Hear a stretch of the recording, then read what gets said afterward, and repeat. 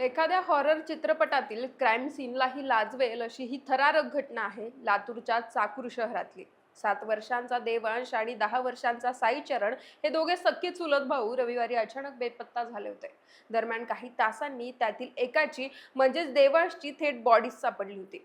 एका पडक्या वाड्यात चिमुकला देवांशचा मृतदेह टायरच्या आडोशाला दिसून आला होता. एकीकडे या घटनेनं खळबळ उडालेली असताना दुसरीकडे पोलीस तपासात मात्र धक्कादायक माहिती समोर आली आहे. देवांशचा गळा दाबून खून करण्यात आला होता आणि हा खून करणारी व्यक्ती दुसरी तिसरी कुणी नसून देवांशची चुलती अनिता स्वामी असल्याचं उघड झालं. सुरुवातीला भावाभावांमध्ये झालेल्या मालमत्तेच्या वाटणीवरून ही घटना घडल्याचं बोललं गेलं, पण आता आरोपी अनिताच्या चौकशीतून एक थरारक कट उघडकीस आलाय. नवऱ्याच्या प्रियसीवर सूड उगवण्यासाठीच अनिताने सख्या पुतण्याला संपवल्याचं समोर आलंय. त्यामुळे या घटनेची मोठी चर्चा आता लातूर जिल्ह्यात रंगली आहे. पण लातूरला हादरवून सोडणाऱ्या या प्रकरणाची स्टोरी आहे तरी काय, तेच मी तुम्हाला या व्हिडिओत सांगणार आहे. नमस्कार, मी पूजा आणि आपण पाहतायत देदनका. लातूरच्या चाकूर शहरातील जुन्या महादेव मंदिर परिसरात चंद्रकांत स्वामी नावाचे पुजारी राहतात. त्यांना संतोष, दिनेश आणि मंगेश अशी 3 मुलं आहेत. त्यापैकी दिनेश यांचा 10 वर्षीय मुलगा साईचरण आणि मंगेश स्वामी यांचा 7 वर्षीय मुलगा देवांश हे दोघे चुलत भाऊ रोज सकाळी घराजवळील महादेव मंदिरात पूजेसाठी जातात आणि थोडा वेळ तिकडेच खेळून घरी परत येतात. पण रविवारी 19 एप्रिलच्या सकाळी 7 वाजता सायकलवर बाहेर पडलेले देवांश आणि साईचरण हे दोघेही बराच वेळ झाला तरी घरी परतले नव्हते. घरच्यांनी तसंच परिसरातील नागरिकांनी त्यांना खूप शोधलं, पण ते सापडलेच नाही. शेवटी मंगेश स्वामी यांनी मुलं बेपत्ता झाल्याची तक्रार चाकूर पोलिसांना दिली. या घटनेचे गांभीर्य ओळखून पोलिसांनी वेगवेगळी पथकं तयार केली आणि बेपत्ता मुलांसाठी शोध मोहीम राबवली. पोलिसांनी महादेव मंदिर परिसरातील सीसीटीव्ही फुटेजची पाहणी केल्यानंतर साईचरण आणि देवांश हे दोघे सकाळी 7:07 आझाद चौक परिसरात सायकलवर फिरत असल्याचं दिसून आलं होतं. मात्र त्यानंतर ते गायब झाले होते. पण दुपारनंतर महादेव मंदिर परिसरातील उजळम रस्त्यालगत असलेल्या एका मोकळ्या जागेत देवांशचा मृतदेह आढळून आला. एका पडक्या वाड्यात ट्रॅक्टर टायरच्या आडोशाला देवांश संशयास्पद अवस्थेत पडलेला होता. त्याच्या अंगावर प्लास्टिक देखील टाकण्यात आलं होतं. दरम्यान पोलिसांनी घटनास्थळाचा पंचनामा केला आणि मृतदेह पुढील तपासणीसाठी शासकीय रुग्णालयात पाठवला गेला. दुसऱ्या बाजूला साईचरणचा शोध तसंच देवांशचा खून कुणी आणि कशामुळे केला याचा शोध सुरू झाला. या घटनेची माहिती मिळाल्यानंतर पोलीस अधीक्षक अमोल तांबे यांनी स्वतः घटनास्थळी भेट देत तपासाच्या सूचना दिल्या. अप्पर पोलीस अधीक्षक मंगेश चव्हाण यांच्या नेतृत्वाखाली स्थानिक गुन्हे शाखा आणि चाकूर पोलिसांच्या मदतीनं या प्रकरणाचा वेगानं तपास सुरू झाला. यावेळी स्वामी कुटुंबातीलच अनिता दिनेश स्वामी हिच्या हालचाली पोलिसांना संशयास्पद वाटत होत्या, कारण घटनेनंतर अनिताचा मोबाईल बंद होता. तसंच साधारणतः 2-2.5 तास ती घराबाहेर होती. दरम्यान या संदर्भात मंगेश स्वामी यांच्याकडे विचारणा केल्यानंतर स्वामी कुटुंबात मागील काही वर्षांपासून मालमत्तेच्या वाटणीवरून वाद सुरू असल्याची माहिती पोलिसांना मिळाली. त्यामुळे पोलिसांचा अनिता स्वामी यांच्यावरील संशय आणखी वाढला.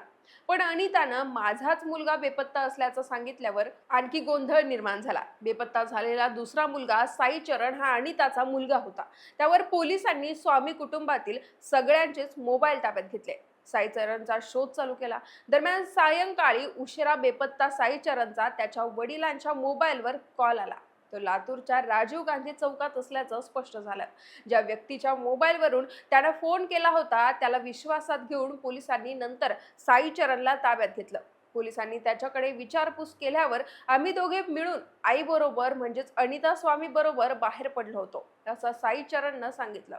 त्यामुळे नंतर मात्र पोलिसांनी कोणताही विचार न करता अनिता स्वामीला चौकशीसाठी ताब्यात घेतलं. पोलीस अधीक्षकांनी स्वतः या तपासाची सूत्र हाती घेतली आणि अनितानेच देवांशचा गळा दाबून खून केल्याचं स्पष्ट झालं. पण एका निष्पाप लेकराचा अनितानं जीव का घेतला असेल या संदर्भातील कारणाचा शोध घेताना कुटुंबातील मालमत्तेच्या वाटणीवरून ही घटना घडल्याचं बोललं जाऊ लागलं.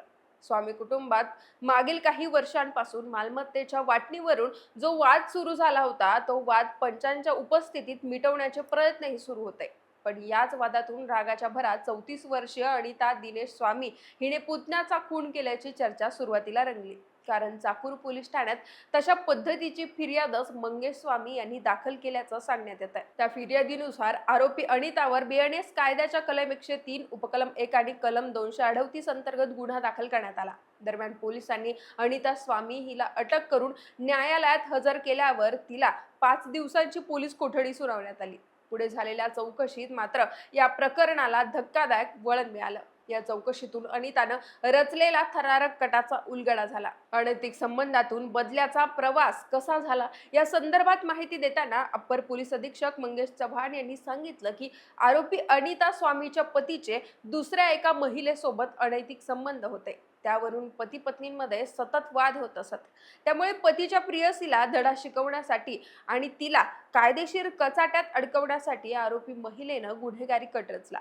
तिनं स्वतःच्या मुलासह दिराच्या मुलाचं अपहरण झाल्याचा बनाव रचला. पण प्रत्यक्षात तिनेच 7 वर्ष पुतण्याचा गळा दाबून खून केला आणि मृतदेह पडक्या वाड्यात फेकून दिला. या खुनाचा आरोप पतीच्या प्रियसीवर लावून तिला अडकवण्याचा कट आरोपी अनिता स्वामीने रचल्याची माहिती अप्पर पोलीस अधीक्षक मंगेश चव्हाण यांनी पत्रकार परिषदेत दिली. बाकी या प्रकरणाचा पुढील तपास चालू असून या गुन्ह्यात आरोपी महिलेला आणखी कुणी सहकार्य केलंय का याचाही तपास पोलीस करतायत. कारण या हत्याकांडात इतर काही आरोपी वाढण्याची शक्यता व्यक्त केली जाते. तसंच या घटनेच्या बाबतीत आणखी काही खुलासे समोर येणार असल्याचं बोललं जात आहे. बाकी आई समान असणाऱ्या एका चुलतीनेच तिच्या निष्पाप चिमुकल्या पुतण्याचा अशा पद्धतीनं जीव घेतल्यानं या घटनेची आता मोठी चर्चा होते. यावर तुमच्या काही प्रतिक्रिया असतील तर आम्हाला कमेंट्सच्या माध्यमातून कळवा आणि देदनकाला सबस्क्राईब करायला विसरू नका.